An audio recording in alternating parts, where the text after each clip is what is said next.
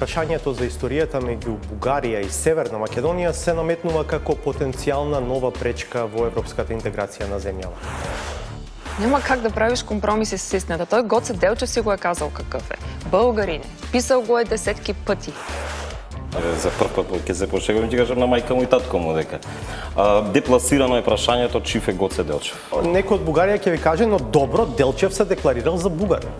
Добро, ќе видите и документи каде што пишува и македонец.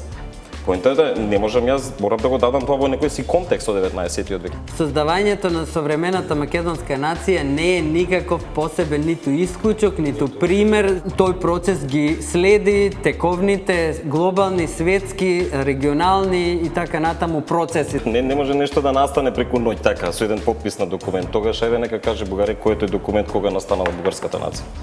Нека го изведа тој документ.